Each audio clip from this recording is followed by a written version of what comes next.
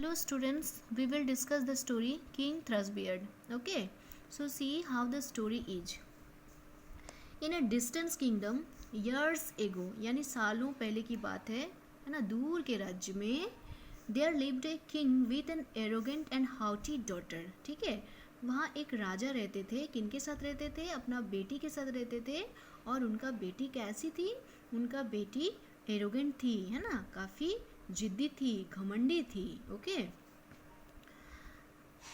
When time came for the princess to marry, जब उनका विवाह का समय हुआ, when the समय आया, the king held a banquet to which he invited many young prince. Okay, तो उन्होंने क्या किया, उस समय एक बैंक्वेट रखा. बैंक्वेट का मतलब होता है एक महाभोज, एक पार्टी रखा बड़ा सा, जिसमें बहुत सारे यंग प्रिंस को बुलाया गया. ठीक है.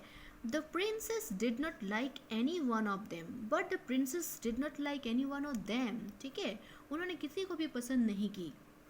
She named one prince King Thrushbeard, है ना. तो उन्होंने किन का नाम ली? King Thrushbeard का नाम ली. Because his pointed beard, उसका pointed beard यानी दाढ़ी, उनका जो दाढ़ी है, उस King Thrushbeard का जो दाढ़ी है, reminded her of the beak of a thrush. एक बर्ड, थ्रस जो एक बर्ड होता है, उस बर्ड का याद दिलाता है. ठीक है, आगे देखिए.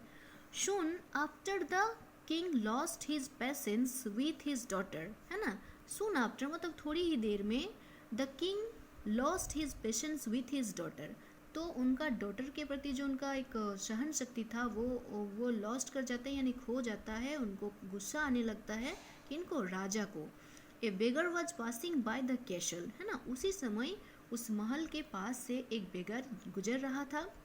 इन ए फीट ऑफ एंगर मतलब गुस्से में, the king gave the princess to him as his wife.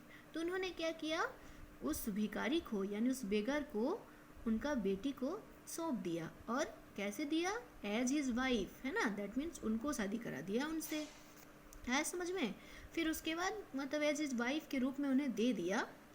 The princess screamed and cried, but her father didn't listen to her and she was forced to go with the beggar. अब उन्होंने काफ़ी चिल्लाई. कौन? राजा का जो बेटी है वो काफ़ी चिल्लाई, रोई, है ना, हेल्प मांगी. बट उसका पिताजी जो है एक भी ना सुने और उनको उस बेगर के साथ जाना पड़ा. ज़बरदस्ती उनको जाना पड़ा, जो जाना नहीं चाहती थी बट उनके साथ उनको जाना पड़ता है.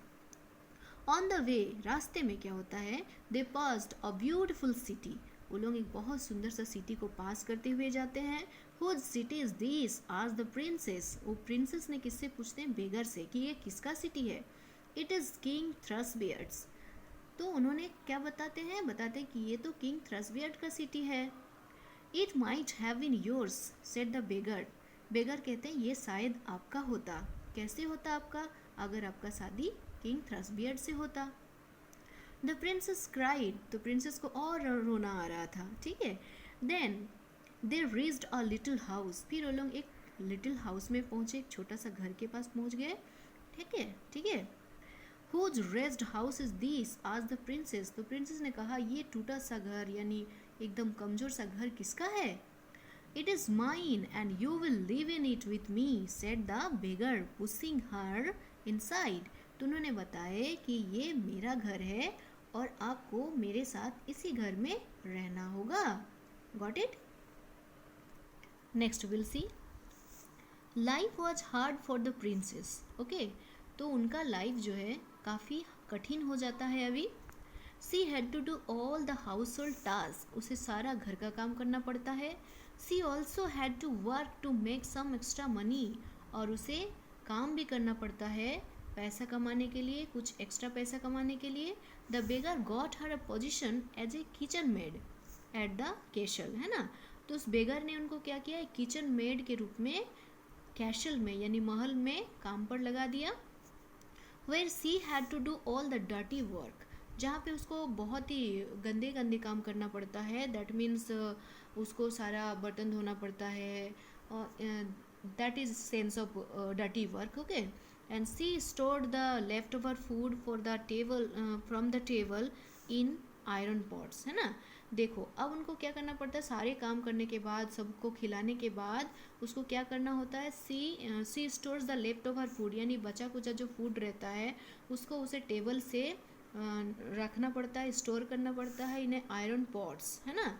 And these pots she hid in her dress and took home to feed herself and her husband.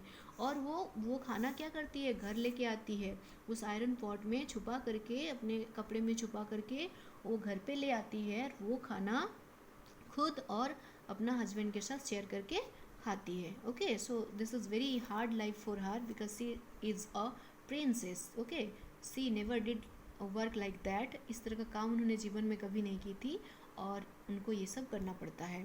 आगे देखिए, one day as she was about to return home at the end of the day's work, है ना। एक दिन क्या होता है, जब सारा काम ख़त्म हो गया, और एंड ऑफ द डे मतलब दिन के अंत में जब उससे सारा काम ख़त्म हो गया, वापस आना है घर, she heard the sound of music and laughter coming from the big hall of the castle, है ना। तो उस समय उसे क्या सुनाई देता है, साउंड ऑफ म्यूजिक, है ना, म्यूजिक का धुन सुनाई देता है, लोग हंस रहे हैं, खुशी मना रहे हैं, ये सब सुनाई देता है, coming from the big hall of the castle, है ना। कैसल मतलब महल का जो बिग हॉल है, उस बड़ा सा हॉल से ये आवाज़ें आ रही थी। Quietly she went upstairs to see what was happening. तो उन्होंने चुपके से, वो सीढ़ी के ऊपर तरफ चढ़ती है और वो देखना चाहती है कि क्या हो रहा है। Okay, a great feast was being given to celebrate the birthday of the eldest prince, है ना। तो वहाँ पे क्या देखी वो, कि एल्डेस्ट प्रिंस का बर्थडे पार्टी सेलिब्रेशन हो रहा है और उसी के अवसर पर एक पार्टी रखा गया है। Got it. Hiding behind the curtain, यानी पर्दा के पीछे में छुप के, the princess watched and wept at her sad state, है ना। तो वो पर्दे के पीछे में छुप करके वो उसे देख रही थी और खुद मतलब रो रही थी। उनका जो स्टेट है, उनका जो कंडीशन है, उस पार्टी में नहीं जा सकती है, ठीक है, उनको वो अच्छी तरह से देख नहीं सकती है सामने जा कर के, क्योंकि वो फटे हुए कपड़े में है, ठीक है, उनका कंडीशन वेरी बैड है, तो वो इसलिए वो अपने कंडीशन पर रो रही थी। Okay, got it.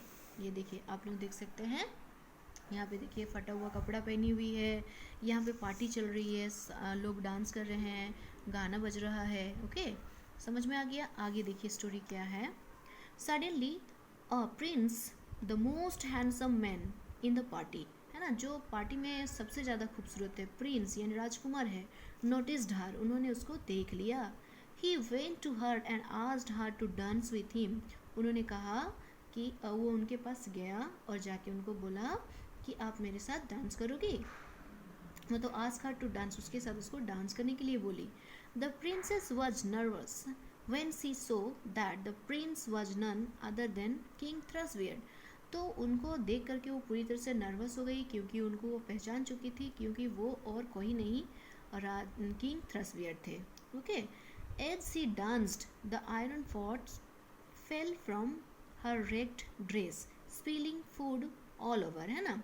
जैसे वो डांस कर रही थी किंग थ्रसबियर्ड के साथ, तो उनका सारा उनका जो खाना था आयरन पॉट में, जिसे वो रखी थी, अपना कपड़ा में छुपा करके रखी थी, वो गिर जाता है और सारा खाना नीचे बिखर जाता है। Got it. The princess wept, वो रोने लगती है, ठीक है।